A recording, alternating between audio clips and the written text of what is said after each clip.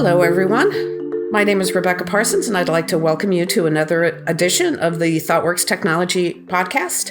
And I am joined today by one of my co-hosts, Birgitta. Hi, this is Birgitta Böckeler. I'm a technical principal with Thoughtworks in Berlin, Germany. And our special guest today is Katharine, who has a new book almost coming out, getting very close, on practical data privacy. So, Katharine, would you please introduce yourself? Yeah, no problem. Thank you so much for having me. My name is Katharine Jarmul. I'm a principal data scientist at Thoughtworks Germany. And my focus for the past 5-6 years has been on data privacy in the area of machine learning, or what we would now call AI and data science. And the upcoming book, which I'm excited to talk about, is coming in by May 2023. On O'Reilly, called Practical Data Privacy. And I believe the tagline is Enhancing Privacy and Security in Data. So why don't you start by telling us a little bit about the book, the approach that you took to the subject, and who you're trying to reach? Yeah, so the book in and of itself was, I guess, first conceived by O'Reilly, who gave me a call because I had run some trainings on data privacy for them. And I think that definitely what we're seeing in the world of generative AI, but also some of the trends that we're seeing globally around data protection regulation, we're starting to shift the amount of interest that O'Reilly was seeing around data privacy as a topic. They were aware of this, and they were kind of aware that there's a bit of a gap in their library, which is why they really wanted a text that I was very, very happy to write, which is for data scientists, by data scientists. So really somebody that's practically kind of doing data scientist work every day, whether it be machine learning or not. How do we actually build privacy into these systems? Because a lot of these systems currently, they're not built with privacy as, a first-class citizen, so to speak, of the data science process. And that's been a lot of my work for, again, the past 5-6 years, is thinking about how do we build privacy into the data science process, and how do we, as a data science and machine learning community, how do we kind of learn how to use these tools? Because a lot of us don't come from a background where we were necessarily trained on principles like privacy by design and stuff like that. And so overall, I think the book, technologists overall can learn from it, but it's specifically geared towards data scientists and teaching them about privacy technologies and data privacy as a concept to be able to build them into real data science workflows. So is it fair to say then that it's all about navigating that big trade-off of, as a data scientist, I need all of this data to get the best insights out of it, but also a lot of that data I actually do not even want to see, and I don't want my model to see because it's, I want to preserve privacy. And then you constantly have to navigate that trade-off somehow. Yeah. And that's what it's about. Is that fair to say? Yeah. I mean, I think that's a general theme in the book. And I really like that you pointed out. And it's kind of like sometimes we have this false mindset that privacy is like on or off. And early on in the book, I start to introduce the idea of privacy and utility, or privacy and information continuum, that we have this continuum and we can find ourselves anywhere along it between the amount of privacy we'd like to offer for the people in the data set and then the amount of information we'd like to gather from the data, and kind of constantly coming back to this theme of figuring out how do we choose a good point along that continuum and improve that over time, hopefully using technologies that work really well so that it ends up being a bit of a win-win rather than a full trade-off or compromise. The title of the book really speaks to me with that focus on practical. Tell me a little bit more about how that informed your thinking about the kind of content that you would put in, as in addition to the way it informs your thinking about the field in general.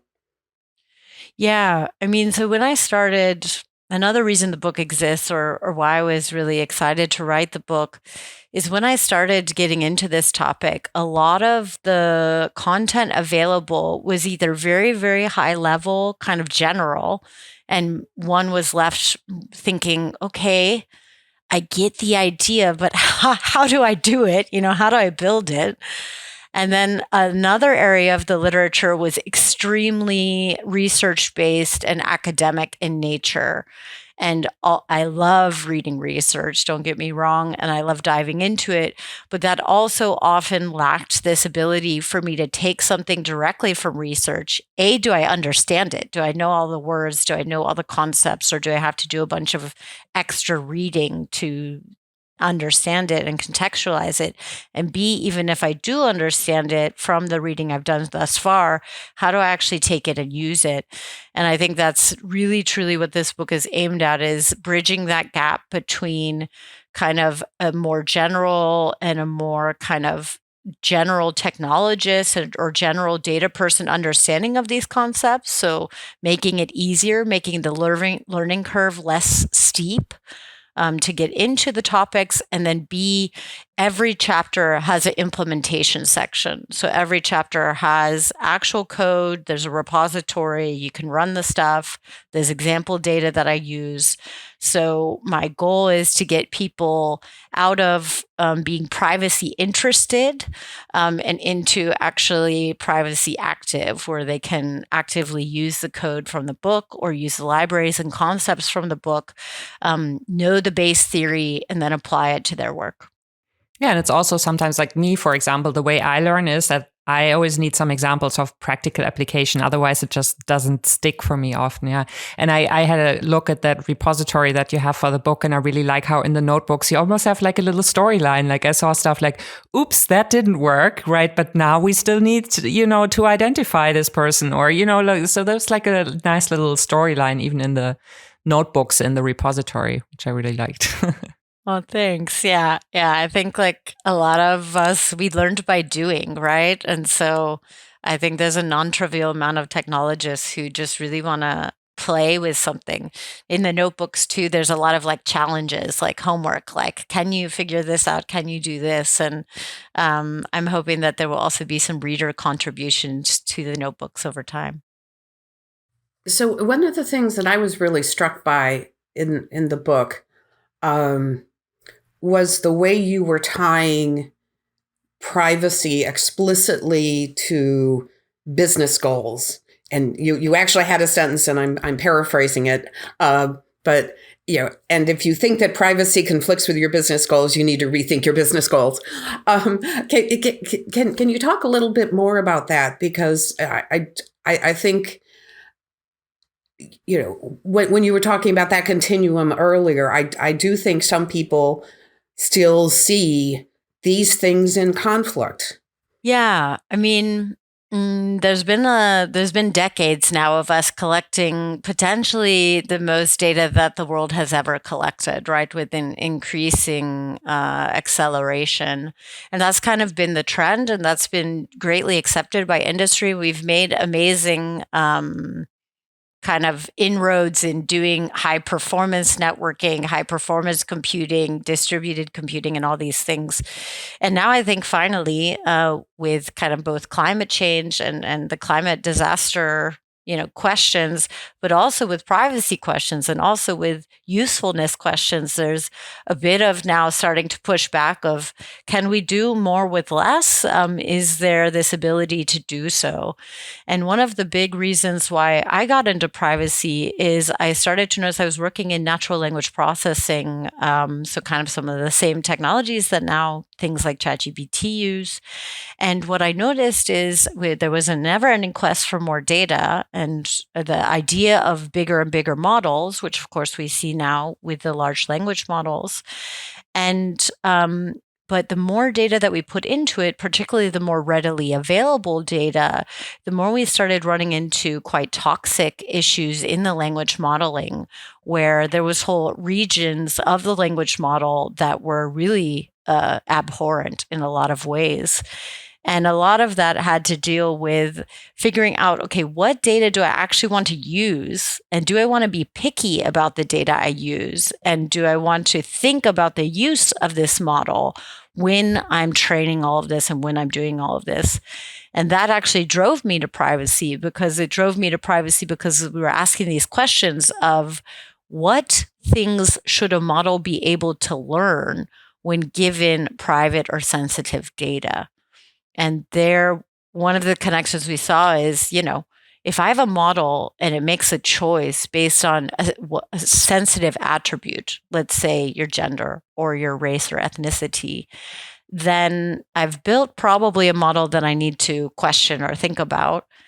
And when we think about kind of the business goals of implementing these models, it's kind of like when we look at the engagement models or the recommendation models that we have now. They've been running for quite some time, but is really what we're after more clicks, more shares, more comments, because that's what we've tended to optimize. And yet we find that sometimes these systems then essentially will engage with the most enraging content possible.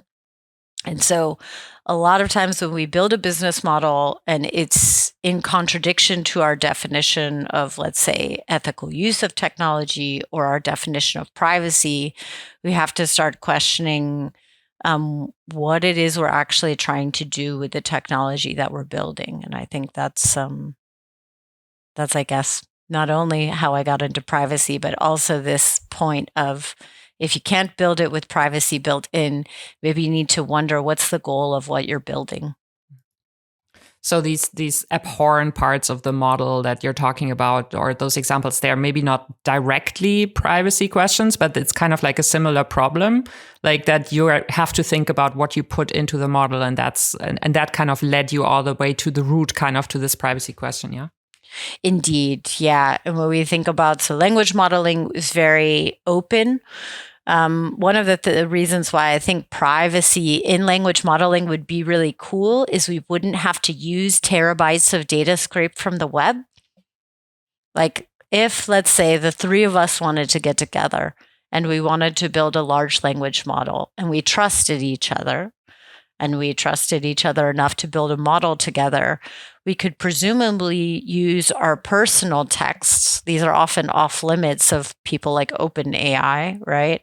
We could use our personal texts, so we could combine them to create language models that are closer to how we speak with one another and how we speak individually. Of course, we also need massive compute power end to end. I'm skipping over some of the implementation details, but the goal is, for what that I see of privacy in machine learning and in quote unquote generative AI systems, is that humans feel more trusting towards the smaller groups, and that communities can form and actually create the data, create these models. They can be maybe one day collectively owned or collectively used, and that these contributions maybe can also be tracked and revoked and so forth. So with respect to privacy law, and the goal there is less of, let's scrape the entire internet and push it into a language model, and more, let's think about whose data we can use with respect to the user's needs and build a language model that's better for, everything that they're actually trying to do. That's the end goal, I guess. Yeah, but to come back to Rebecca's question about privacy and its relation to business goals, Thougworks just released together with the MIT a study about responsible technologies, and asked a lot of businesses also about like the different areas of responsible tech that they are thinking about. And Rebecca, you might remember the numbers better than I. I read it a few weeks ago, but there was like privacy concerns were actually high up on the list, right? Because it's become a lot more a topic among consumers, and all of the different fail stories in the media and so on, right? Yeah, and also interestingly, and frankly, I was a bit disappointed in this. While many businesses acknowledged that there were true business objectives around brand protection, brand recognition, employee brand recognition as well in terms of trying to be able to recruit talent. Compliance was still considered, a big driver for their interest, and so I do think having the regulatory frameworks are also helping to drive some of that focus from a business perspective. And if that's what it takes to get it, I mean, I would far rather they look at this from the perspective of the business opportunities that are made available by being, privacy forward and seen in the marketplace as respecting privacy. But who knows? Yeah, I think there's an interesting connection there, though, because like the changes we're seeing in the regulatory environment are driven by, democratic wishes for better privacy controls. So, I mean, folks are talking about this and kind of putting it forward as, hey, these issues are important to me. What's not yet clear yet is who's going to win the kind of consumer facing part of that. And I would hope, or one of the goals that I have, especially in my work here at Thoughtworks, is to empower more companies to be both data forward, so still leading on data strategy and developing kind of forward-thinking data initiatives, but also to be privacy aware, because what we're seeing right now in terms of the people that have deployed or the companies that have deployed these systems is it's often the very large technology companies that have deployed these systems thoroughly. So they're not worried about compliance because they're kind of leading the compliance in terms of the technology advancements that they're actively deploying into production systems.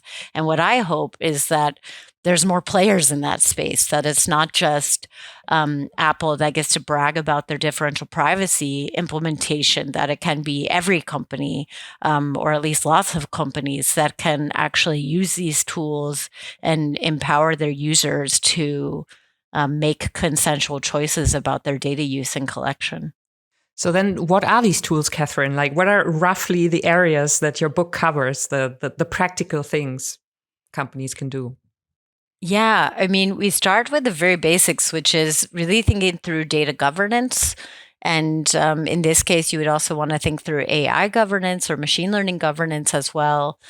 And with that comes kind of knowing what your data is, ensuring that your data is properly cataloged or organized, documented, and so forth, understanding the consent and the other rules of your data collection. So that means also working with legal professionals and so forth. And basically ensuring that you're set up with the most basic of privacy protections. Things like making sure there's tokens or masks or pseudonymization of privately identifiable information, or PII. That's kind of the basic level of stuff. And there, I think there's still a lot of opportunities for every company to take a look at what they're doing and to increase kind of not only your data understanding, which is going to help with any data science initiatives you have, but also with kind of just better quality data, better data literacy across the organization, as well as better compliance, auditing, monitoring, and kind of privacy initiatives. So first you need to figure out what you even have to or want to keep private. Yeah. So you need the transparency.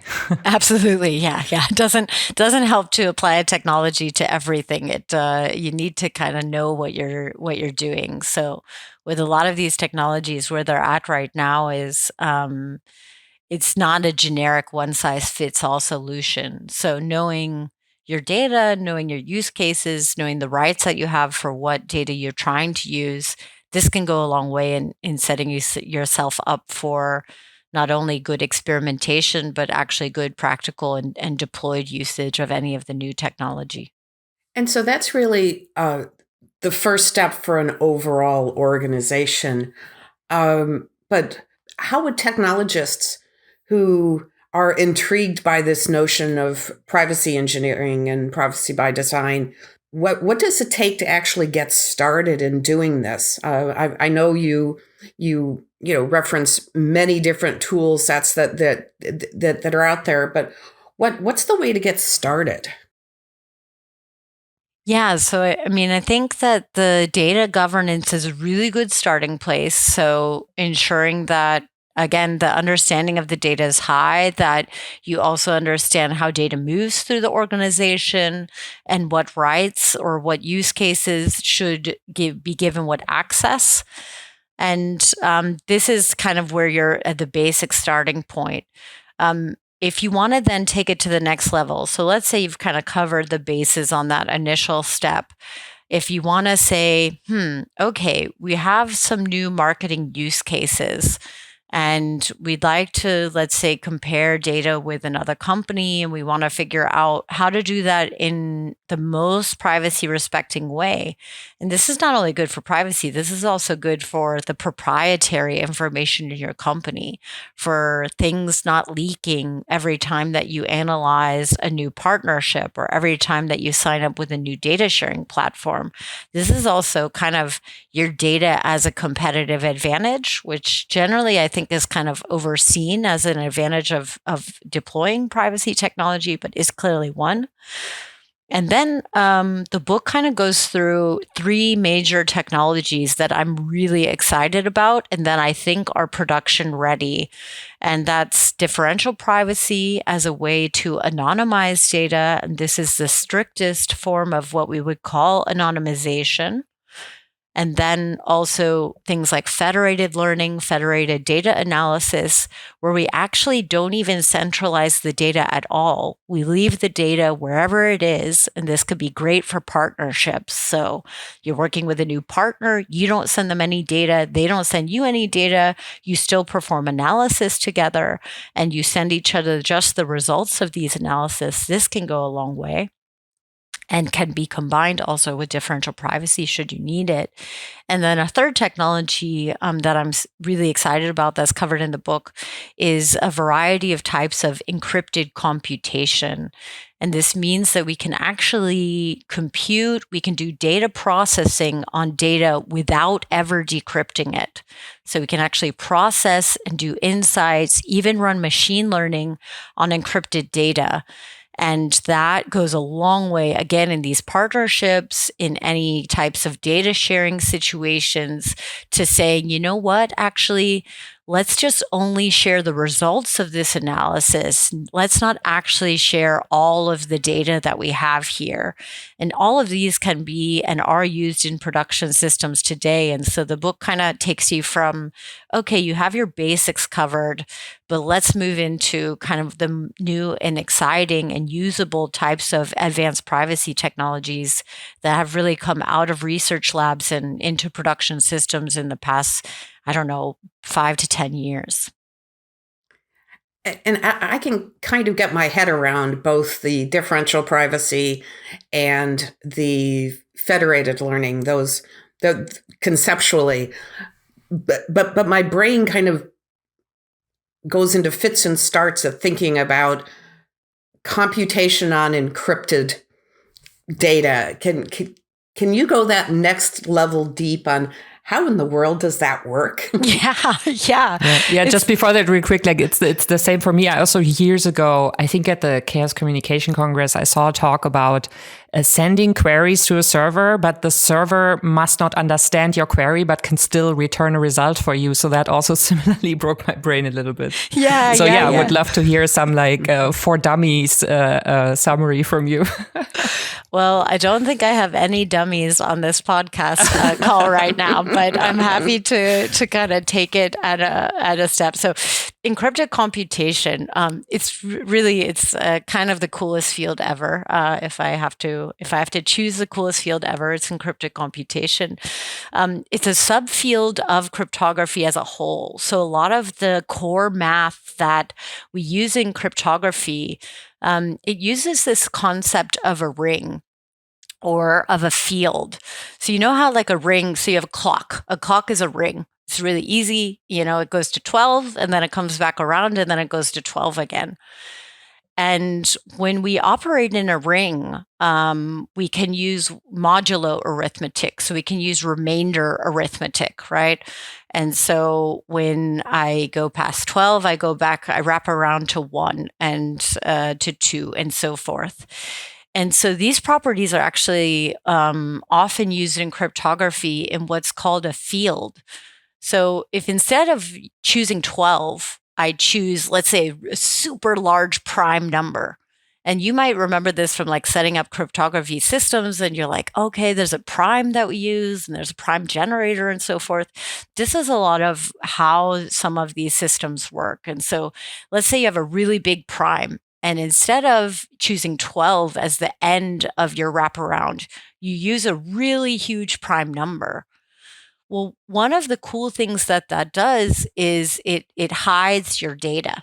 So when it wraps around and it goes again, we can use the properties of this field to essentially encrypt the number and hide it in a variety of methods, and then decrypt it. So we use this field to say, okay, I want to take these numbers away from it in order to get back my original value, and we could do that.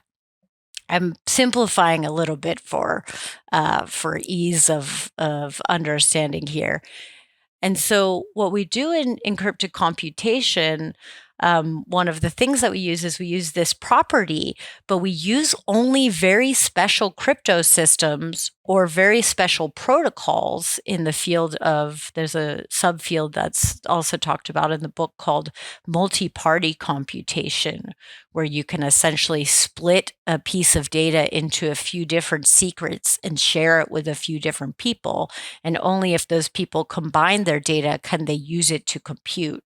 So you have there two methods, either a special crypto system or these special protocols like secret sharing.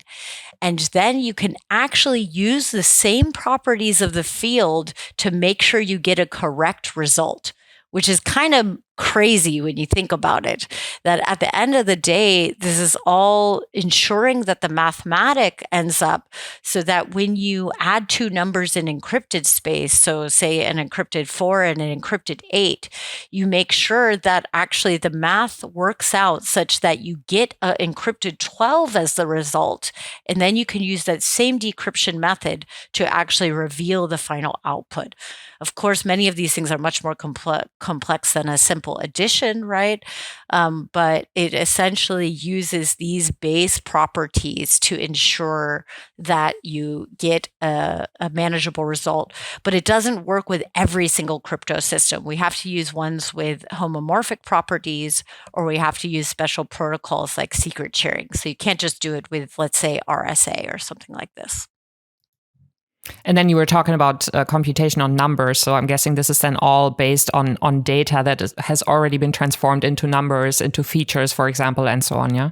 Absolutely. Yeah, that's an important point. So there's no more name there, or I don't know, like, let's say colors of clothes or stuff like that, but it's all been turned into numerical data, yeah? Yeah, absolutely. So you need to do the same encoding that you would expect, like for a typical data science problem or machine learning problem, where you take, let's say, all of the colors you can represent and you decide, red is 1 and blue is 2 and so on and so forth.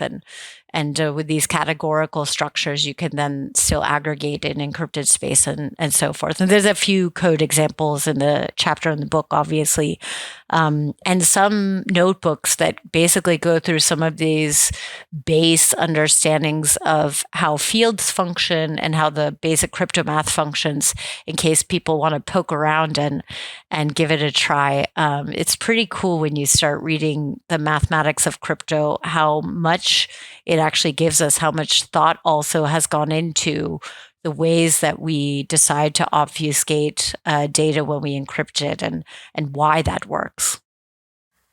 Well, Katharine, what's your favorite message in the book, or what's the one thing that you would want to get across to people about your philosophy on data privacy engineering? Yeah, I mean, I think there's a few messages that are really core. I think one of them we already talked about a little bit, which is And Rebecca, I really liked you bringing this up, which is if privacy is in direct contention with what you're trying to build, spend some time pondering that. And I think one of the sentences I have in the book that I liked a lot was, some models should never be built. So if we know that we're building a model that will harm people, if we know that we're building a model that's going to directly change or impact somebody's life in a severely negative way, of no wrongdoing of their own other than living in the wrong place, being the wrong person, then this is obviously something we need to question. But a second one that I was excited about in this conversation too is, how do we empower people with their data, and how do we work better collectively and communally with data with one another? And how can we maybe even change the way that the data landscape looks like if we were to really offer privacy respecting alternatives? Could we build really cool GPT models that have less toxic problems? Could we change the way that people decide to share data with one another? And this, I think, is something I'm really excited to see about in the future. So much maths magic these days in the industry. Indeed. Well, thank you so much, Katharine, for joining us today and for writing the book. I think it's going to have an impact on lots of people who want to understand a bit more how we can make our systems more privacy aware, more privacy forward, and therefore more responsible. So thank you, Katharine. Thank you, Rebecca. Thank you, Birgitta. And thank you, Birgitta, as well, for joining me. And I hope to see everybody on the next, or to have everybody on the next edition of the Thoughtworks Technology Podcast. Thank you. Thank you.